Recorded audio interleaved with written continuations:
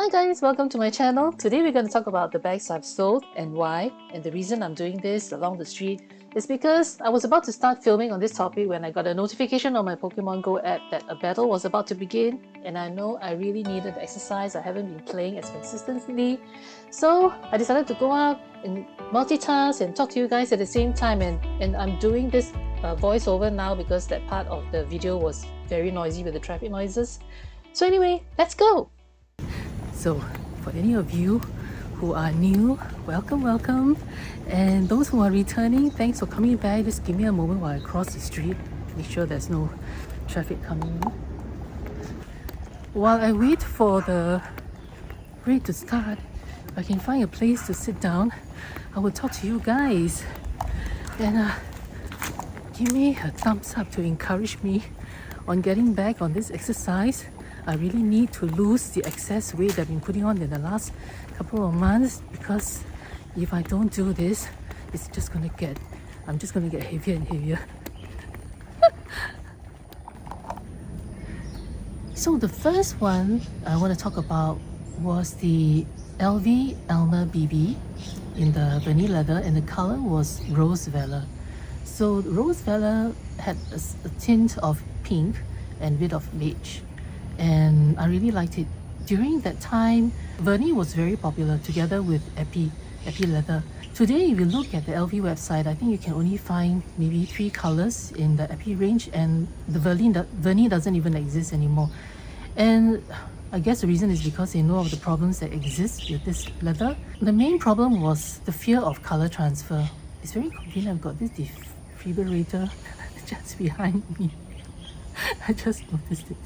So anyway, sorry.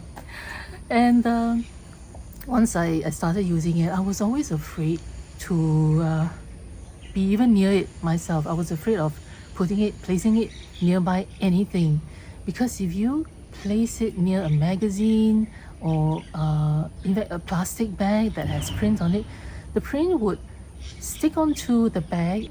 You won't be able to remove that color transfer permanently. So I was constantly in fear of using this bag. I also brought the bag to the office because I bought the bag with the intention of using it as, whenever I wanted. It wasn't to be for a special occasion. And I take public transport, which tended to be pretty crowded most of the time because I was working in the CBD. And I was always worried about people bumping into my bag. I actually held on to the bag for quite a number of years before I decided to sell it. But I'm not even sure if I used it 6 or 7 times the whole time. It was just basically sitting on my shelf. So when I finally submitted it to a consignment store to sell it, I think it took them a couple of months and there were no offers. So they suggested that I lowered the price, which I did, and still no offers came in. I guess a lot of people were aware of the problems that this bag had.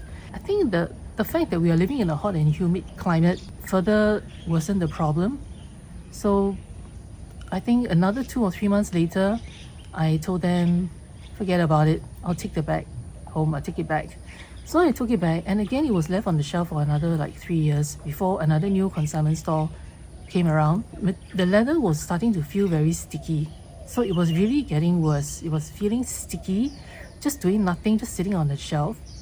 And the color was changing. It started getting a bit more to the brown side, the beige brown side. It was losing its pink color.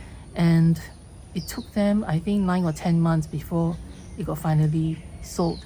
When I bought this bag, I paid approximately $2,380 for it. Eventually, I sold it for $1,070, $1070. Made a loss of about $1,300 for a bag that I hardly used. So I wanted to warn you guys about vernis leather, and in fact generally patent leather I think would have this problem. If you are particularly living in a hot and humid country, I personally would not buy another patent bag ever again. So the next one was the Delightful in the size monogram canvas, and I really like that bag. I still miss it. I wish it worked for me, but the main reason that I wanted to sell it was because of the bruschetta leather on the strap. It had a very wide strap, quite long and very wide, so there was always that potential for it to get stained and patinaed.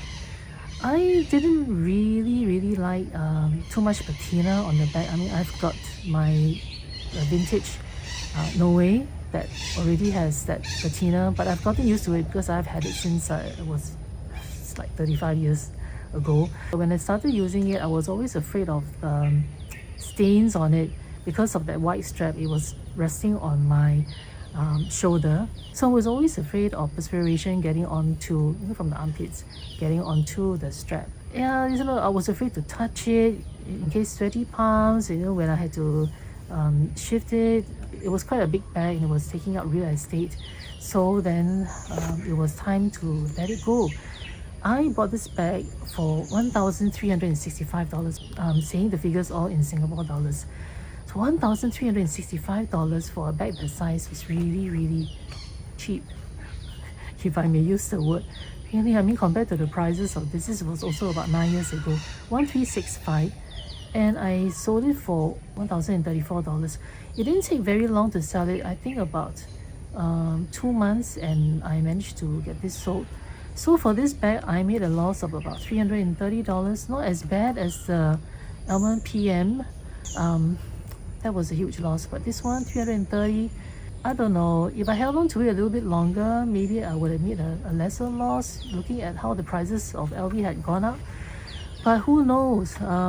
When I sold this bag, it wasn't at a time when LV raised their prices so greatly, but it had to go. It was taking up space. So that was the second one. Before I go on to the next one, which is the last one, just comment down below, guys. Let me know if you've made some rash decisions on handbag choices, and what were they? What handbags did you buy and thought you were going to be loving them for many years, but ended up them not working for you? Do let me know in the comments down below. And for the last one, that was the Speedy 30 in Damier Ebin. Now this one nearly didn't get put up for sale. The reason it was put up for sale was because when I brought my wanted to submit my 2 other bags for to be sold at the consignment store, they had a funny rule that they would only accept bags in 3s. So I went through my wardrobe and I looked at the bags that I had and which ones were not really being used, and this was actually one of them. It was inconvenient to use. Main reason was because it was the classic iconic style which didn't have the bandolier. At the time when I bought this bag, the bandolier was just released, I think 2 years prior, and a lot of people like me were stubbornly refusing to buy the version with the bandolier because they wanted the iconic version.